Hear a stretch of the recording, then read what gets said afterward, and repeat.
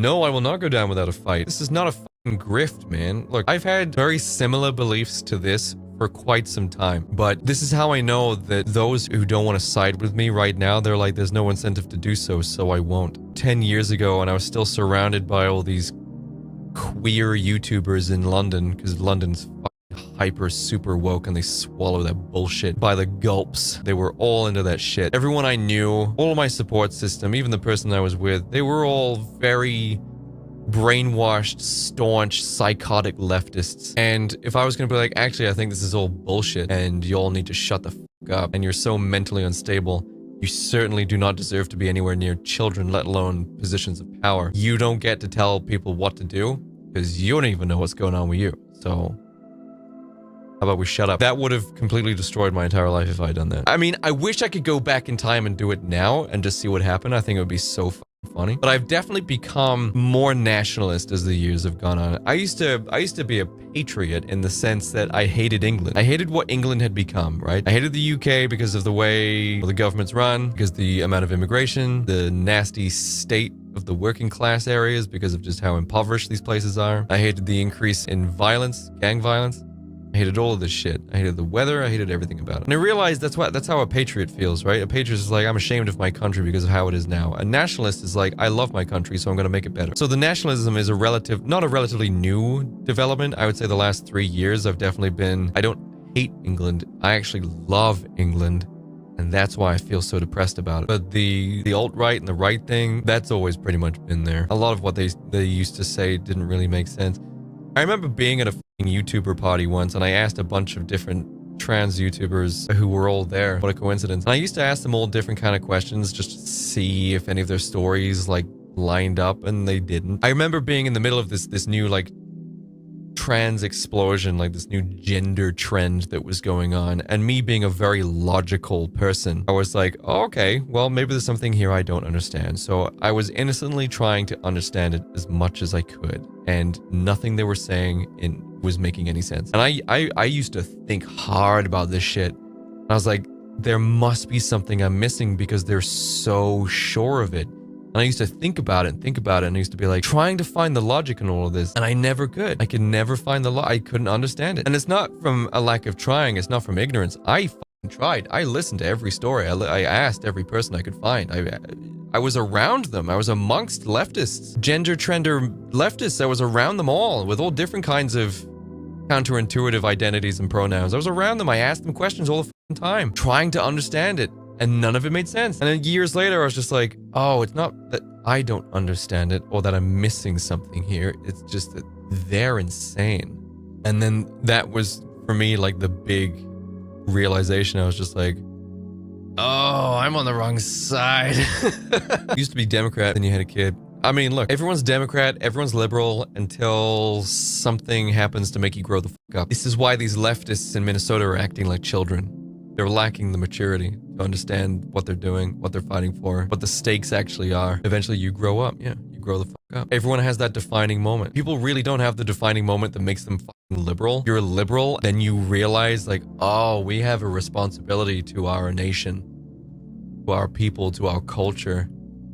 Shit. Yeah, see you later, guys. Not liberal anymore. Bye. Not everyone grows up. I mean, look, this is why a lot of these leftists, like, they still have, like, the nose ring and they're still dyeing their hair and shit like that, is because they haven't grown up. This is why they're acting so insane and so savagely, is because they're still immature. They're behaving like children. It's not even fair in terms of the fight.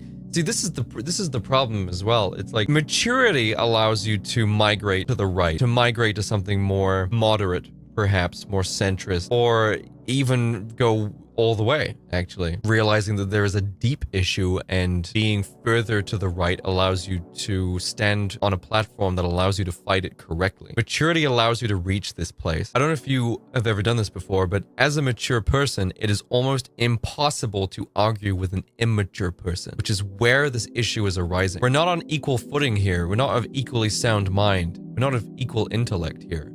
Of equal experience, trying to have a debate or conversation. We're trying to deal with children. Have you ever tried to reason with an insolent child throwing a tantrum? It's impossible.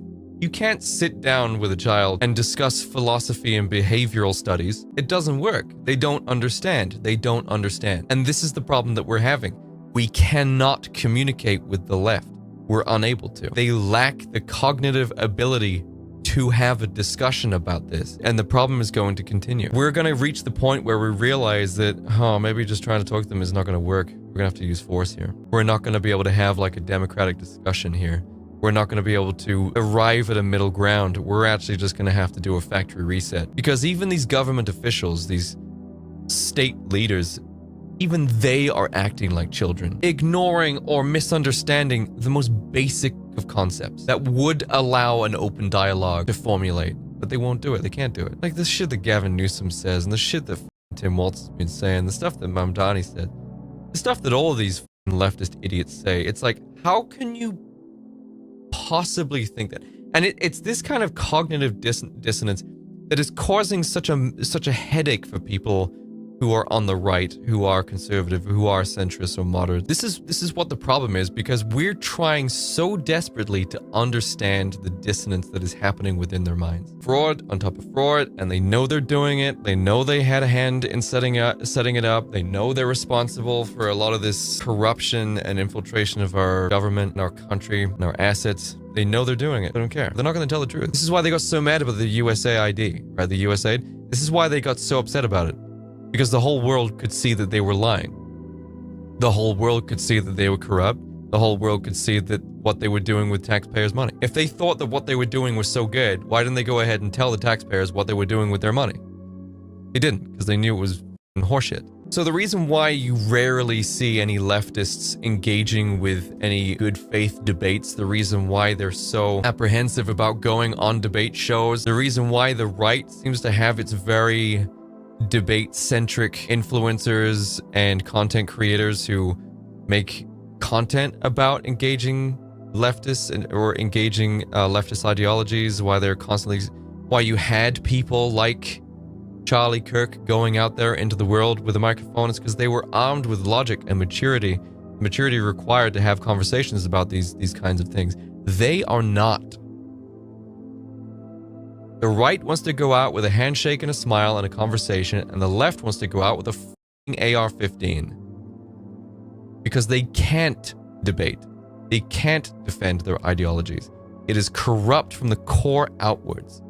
Rotten. It is brainwashing. They're behaving like children, and they cannot engage in a healthy, mature conversation about any of this, which is why they are behaving the way they do in Minnesota, and the way they did in California, and the way they do in Portland, and the way they do in New York, and all these other blue states. Why they're doing it. They're unable to actually have mature, intelligent conversation about the matters at hand, because if they did, they would be f***ing defeated and destroyed, eradicated entirely. So they have to be violent. They have to be diversive. They have to constantly lie and sabotage and divert attention away from certain things, use double speak, ignore obvious facts, deny obvious facts in order to maintain the lie that they are currently perpetuating, because within this lie is their power. You're not going to debate with a side that is smarter and more mature than you when you're the one with the power, because I play chess with a guy who's better than you, right? You both have $5,000.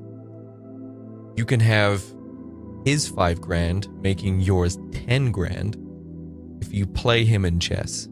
No, he's way better than me. I'd rather kick over the board.